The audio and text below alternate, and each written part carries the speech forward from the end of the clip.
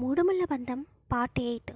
విక్రమాదిత్య వైష్ణవిలో కలుగుతున్న హావభావాలను ఒక క్షణం గమనించి వైష్ణవి ఫేస్ ముందు చిటిక వేస్తాడు. అలా చిటిక వేసేసరికి వైష్ణవి తేరుకుని విక్రమాదిత్య వైపు చూస్తుంది. విక్రమాదిత్య ప్లేస్లో అదే కన్నింగ్ స్మైల్ కనబడుతుంది. వైష్ణవి విక్రమాదిత్య వైపు చూసి, ఇప్పుడు మీరు ఎందుకు నవ్వుతున్నారు అని సీరియస్గా అడుగుతుంది. ఎందుకంటే మరికొద్ది క్షణాల్లో నీకు నువ్వుగా వచ్చి నేను చెప్పిన పనికి ఒప్పుకుంటావు అని చెబుతాడు. జరగని వాటి గురించి ఎక్కువగా ఆలోచించకండి అని అంటుంది వైష్ణవి. సరే అది చూద్దామని విక్రమాదిత్య స్టైల్గా సోఫాలో కూర్చుని కాలుపై కాలు వేసుకుని వైష్ణవి కళ్ళల్లోకి సూటిగా చూస్తూ తన మొబైల్ తీసుకుని ఎవరికో కాల్ చేస్తాడు. అవతలి వారు ఫోన్ లిఫ్ట్ చేయగానే నేను చెప్పిన లొకేషన్కి వెళ్ళారా అని అడుగుతాడు.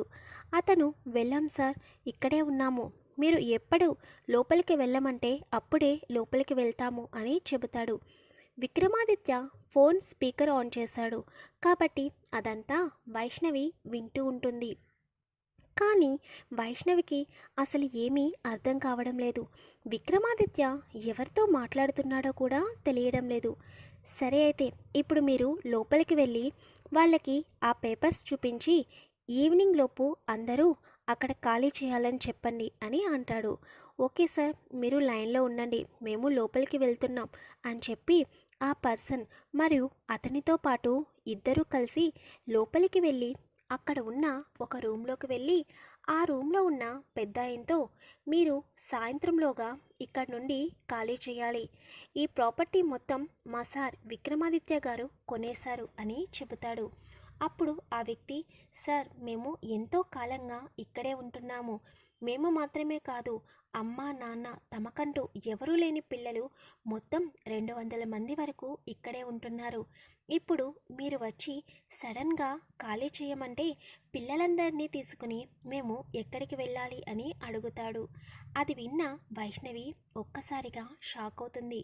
వెంటనే విక్రమాదిత్య దగ్గరికి వెళ్ళి సీరియస్గా, అసలు మీరు ఏం చేస్తున్నారు, మీకు అర్థమవుతుందా?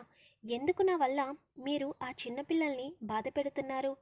మీకు కావాల్సింది మీరు చెప్పిన పనికి నేను ఒప్పుకోవడమే కదా, ఇప్పుడే మీరు చెప్పిన పనికి ఒప్పుకున్నాను అని అనగానే విక్రమాదిత్య లేచి తన చైర్ దగ్గరికి వెళ్ళి కొన్ని పేపర్స్ వైష్ణవి ఎదురుగా పెడతాడు. వైష్ణవి ఏమీ ఆలోచించకుండా వెంటనే వాటిపై సైన్ చేస్తుంది. వైష్ణవి ఒక్కసారి కూడా ఆ పేపర్స్ని చదవదు.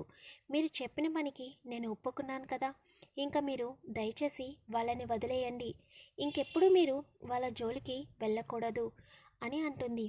నీవిప్పుడు ఒప్పుకున్నావు కాబట్టి నేను వాళ్ళని అక్కడి నుండి ఖాళీ చేయించడం లేదు, కానీ ముందు ముందు నువ్వు ఎప్పుడైనా నా దగ్గర ఇదే విధంగా మాట్లాడి నేను చెప్పిన పనిని చేయకపోతే మళ్ళీ ఇదే రిపీట్ అవుతుందని చెప్పి వెంటనే వైష్ణవి దగ్గర ఉన్న పేపర్స్ తీసుకుని ఫోన్లో మీరు అక్కడి నుండి వచ్చేయండి, వాళ్ళకి ఖాళీ చేయాల్సిన అవసరం లేదని చెప్పండి అని చెప్పి ఫోన్ కట్ చేస్తాడు. వైష్ణవి విక్రమాదిత్య వైపు చిరాకుగా అసహ్యంగా చూస్తుంది.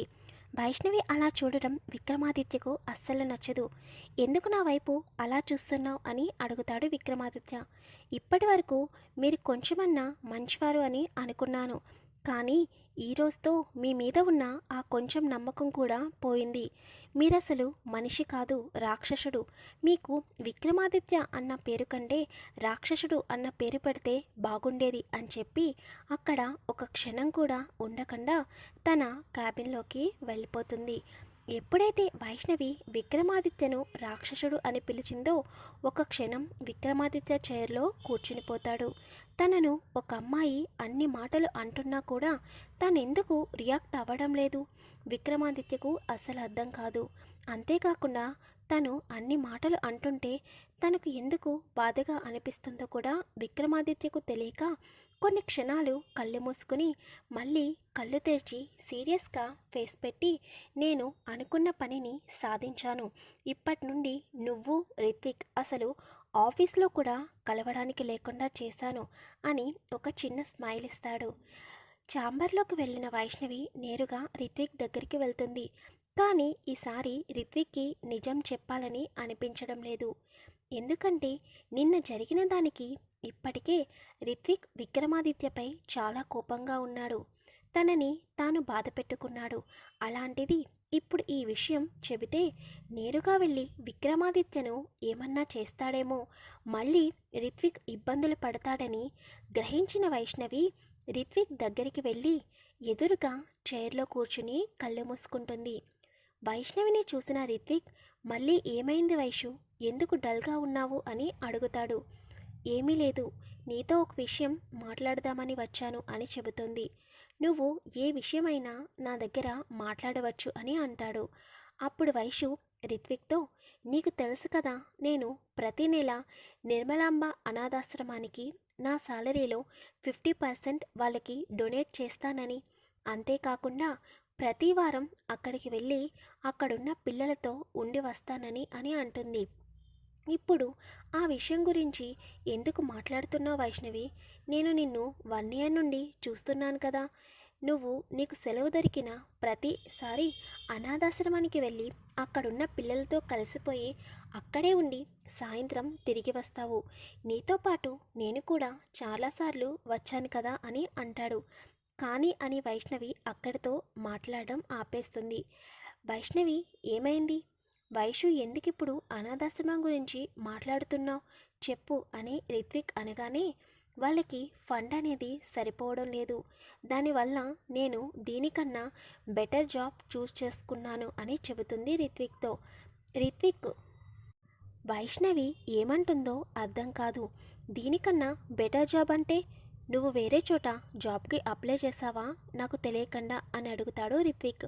వెంటనే వైషు, అవును, జాబ్కి అప్లై చేయడం జరిగింది, సెలెక్ట్ చేయడం జరిగింది, జాబ్లో జాయిన్ అవ్వడం కూడా జరిగింది అని అంటుంది. అసలు వైష్ణవి ఏం మాట్లాడుతుందో రిత్విక్కి అర్థం కాక వెంటనే తన చైర్ నుండి లేచి వైష్ణవి దగ్గరికి వచ్చి, వైషు, నువ్వు బాగానే ఉన్నావు కదా, అసలు నువ్వు ఏం మాట్లాడుతున్నావు? ఆల్రెడీ నువ్వు ఇక్కడ జాబ్ చేస్తున్నావు కదా, ఇంకా నువ్వు రిజైన్ చేయడానికి 6 days టైం ఉంది. మరి నువ్వు నాకు తెలియకుండా వేరే చోట ఎప్పుడు జాబ్కి అప్లై చేశావు, అలాగే ఎప్పుడు జాబ్లో జాయిన్ అయ్యావు అని అడుగుతాడు. దానికి వైష్ణవి కొన్ని నిమిషాల ముందే నేను వేరే పోస్ట్కి ఓకే చేశాను అని చెబుతుంది. దానికి శాలరీ ఎంతో తెలుసా నీకు అని అడగగానే, ఎంత వైష్ణవి అని అడుగుతాడు రిత్విక్. ఇప్పుడు నాకు శాలరీ 50K మాత్రమే వస్తుంది, కానీ ఈ పోస్ట్కి ఓకే చేసిన తర్వాత నా శాలరీ 1.2 lakhs వస్తుంది అని అంటుంది. వైష్ణవి, అసలు ఏం జరిగిందో నాకు క్లారిటీగా చెప్పు, నేను చాలా కన్ఫ్యూజన్గా ఉన్నాను అని రిత్విక్ అడగగానే, నేను విక్రమాదిత్య దగ్గర పిఏగా జాయిన్ అయ్యాను.